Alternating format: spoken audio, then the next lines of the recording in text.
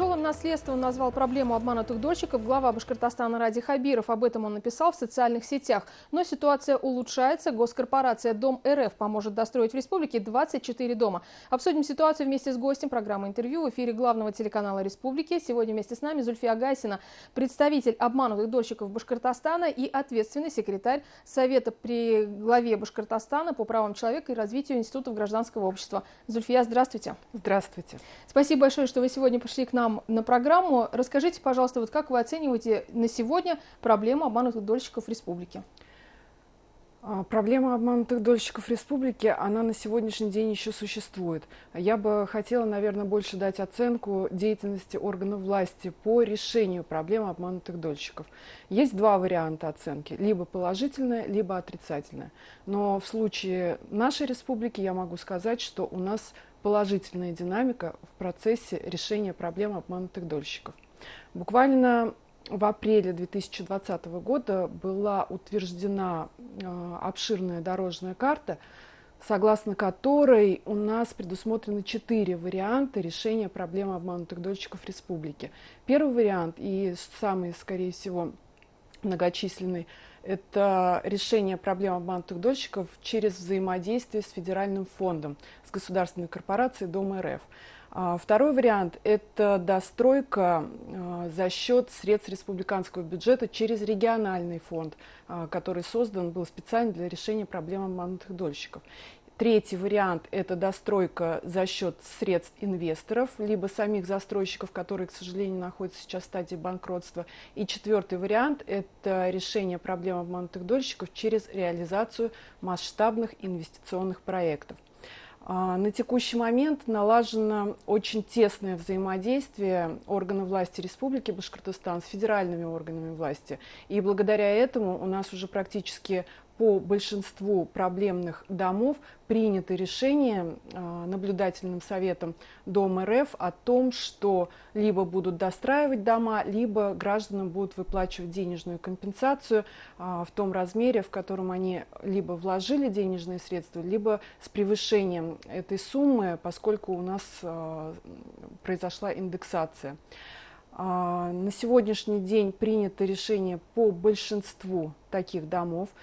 Причем мне хотелось бы отметить от имени дольщиков республики, что они очень благодарны тому, что буквально вот за последние 6 месяцев у нас очень активно поработали как региональный фонд, как Госкомитет по строительству, и налажено было полное взаимопонимание с ответственными должностными лицами Дом РФ по поводу решения проблем обманутых дольщиков Республики Башкортостан.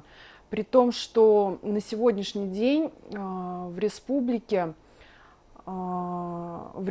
выделяется скорее даже, наверное, наибольшее количество федеральных денежных средств на решение проблем обманутых дольщиков по сравнению с другими регионами. Это тоже заслуга, в первую очередь, Ради Фаритовича. Вот он, кстати, и написал в социальных сетях, что четверть от всего объема, который направлен на всю страну, денег получит Башкортостан. Да, это именно так. А как считаете, вообще сложно было договориться на таких условиях, да, и добиться такого результата? Конечно, это было очень сложно, поскольку обманутые дольщики, они везде одинаковые. И если федеральный фонд отдает приоритет все-таки Республике Башкортостан, то это в первую очередь заслуга главы республики, и дольщики за это ему выражают огромную благодарность. Зульфия, 24 дома, которые поможет достроить Дом РФ, либо компенсировать тем, кто там купил, это 1500 семей. Назовите, пожалуйста, какие это жилые комплексы? Жилые комплексы, в первую очередь, Миловский парк. Это очень нашумевшая история. И в результате, опять же, взаимодействия, тесного взаимодействия арбитражного управляющего, который назначен на банкротном предприятии ООО «Килстройинвест», взаимодействие регионального фонда, Госкомитета по строительству, который ранее назывался именно так, и федерального фонда, вот благодаря этому взаимодействию в кратчайшие сроки были приняты решения наблюдательным советом частично о выплате денежных компенсаций и частично о достройки многоквартирных домов Миловского парка. Кроме этого, следует отметить, что у нас практически уже решены все вопросы по селу Иглино. Там у Там нас тоже сложная ситуация была, да, да. там была сложная ситуация и несколько проблемных комплексов. Это ООО «Баш ЛСТК» и ООО «Стройиндустрия». При том, что в стройиндустрии, хотелось бы тоже отметить, осложнялась ситуация тем, что дома уже в принципе возведены, но они непригодны для проживания. И вот в результате многодневных сложных переговоров все-таки было принято решение частично о выплате денежных компенсаций и частично о достройке многоквартирных домов. При том, что денежных средств федеральный фонд выделяет в достаточном объеме для того, чтобы построить качественное жилье для пострадавших. Давайте еще по нескольким городам. Стерлитамак, Уфа, какие объекты? Стерлитамак, у нас буквально на этой неделе должен состояться наблюдательный совет, и будет принято федеральным фондом решение по предприятию общества с ограниченной ответственностью «Единая торгово-закупочная компания». Там у нас проблемных 2 многоквартирных дома, при том, что уже правление предварительно рассмотрела эти 2 дома, и, в принципе, уже имеется предварительное решение, которое будет озвучено после того, как наблюдательный совет рассмотрит уже на своем заседании вопрос решения проблем обманутых дольщиков ООО «ЕТЗК». По Уфе тоже очень сложный момент был по обществу с ограниченной ответственностью, строительная компания «Квартал». Это дом в центре города, прямо на въезде в город, в нашу столицу. И дольщики очень тревожились по поводу того, что же будет с ними и как будет решаться с ними вопрос.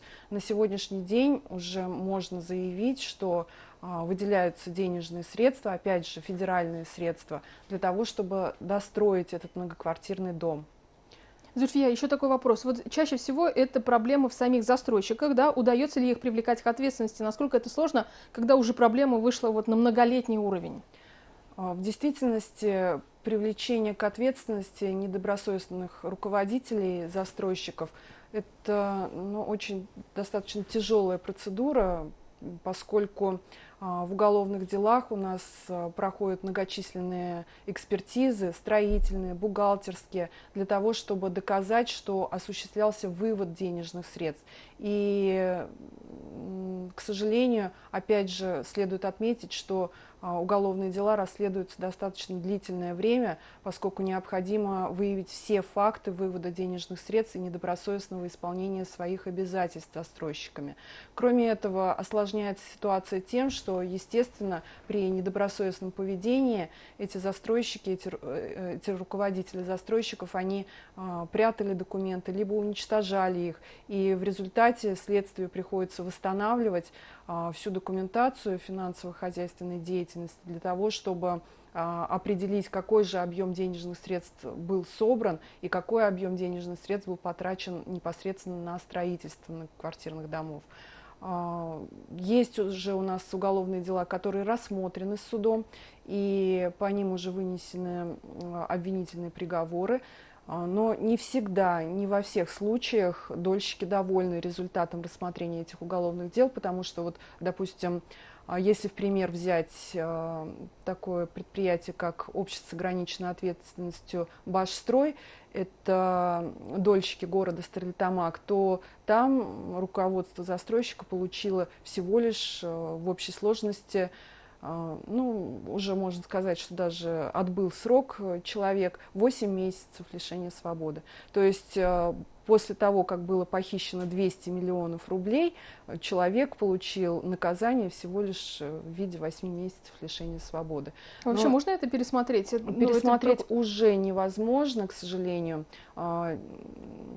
Виновный был освобожден условно-досрочно за примерное поведение, чему крайне противились, естественно, сами пострадавшие, но мы в суде не смогли доказать, что этот человек заслуживает более сурового наказания. И вот в связи с этим требуется ли ужесточение законодательных норм каких-либо, да? Хотя мы понимаем, что приняты законы о новой схеме экс-роу счета, Да? Этот закон уже действует, но нужно ли еще принимать что-то еще? Все-таки необходимо ужесточать уголовную ответственность. Но, к сожалению, на тех застройщиков, которые уже совершили преступление, это ужесточение уже не будет распространяться, поскольку у нас действует такой принцип в уголовном законодательстве, что любое смягчение наказания трактуется в пользу виновного. И возникает большая проблема с тем, что квалификация действий возможно как по статье мошенничество, так и по статье недобросовестное предпринимательство, в связи с чем зачастую суды переквалифицируют действия с мошенничества на другую статью, менее тяжкие. В результате у нас получаются вот такие вот наказания, которые в принципе не отражают того ущерба, тех чаяний дольщиков, которые бы хотели более сурово наказать виновного человека. Скажите, пожалуйста, вот в этом году, в 2020-м, несмотря на то, что он такой сложный и из-за коронавируса, из-за пандемии, да, но все-таки по проблеме обманутых дольщиков, основные, к чему мы придем? Вот что стоит у нас? Что вы слышите на заседаниях «Стройчас», какие задачи ставятся и будут ли они выполнимы? Сейчас, после того, как было налажено взаимодействие с федеральным фондом, у нас стоит задача по привлечению инвесторов для того, чтобы реализовывать 3-й и 4-й пункт дорожной карты. Напомню, что 3-й пункт – это завершение строительства силами самих застройщиков, либо с привлечением инвестиций. И 4-й пункт – это реализация масштабных инвестиционных проектов. К сожалению, когда застройщики сами завершают строительство, у нас зачастую отсутствуют государственные механизмы по контролю. Есть только возможность поддержки и помощи тем застройщикам, которые сейчас пытаются своими силами все-таки восстановить права тех граждан, которые они в свое время нарушили. И по поводу масштабных инвестпроектов, также у нас, к сожалению, в республике недостаточное количество сильных застройщиков, которые бы готовы были бы реализовывать такие проекты для того, чтобы отдавать 10% от построенного жилья пострадавшим гражданам. Но на сегодняшний день хотелось бы акцентировать внимание, что у нас есть одна организация, это группа компаний «Садовое кольцо», которая будет реализовывать масштабный инвестиционный проект. И частично вот те дольщики, которые оказались у нас в 4-м пункте дорожной карты, они получат свое жилье через вот эту вот организацию. Будем следить за темой. Обязательно с вами обсудим еще дальнейшие результаты в программе интервью. Спасибо вам большое, что пришли к нам на передачу. Спасибо. До свидания. Сегодня с нами была Зульфия Гасина, это представитель обманутых дольщиков Башкортостана, а также ответственный секретарь, член СПЧ при главе Башкортостана, и мы обсуждали проблему обманутых дольщиков. Не переключайтесь, оставайтесь на БСТ.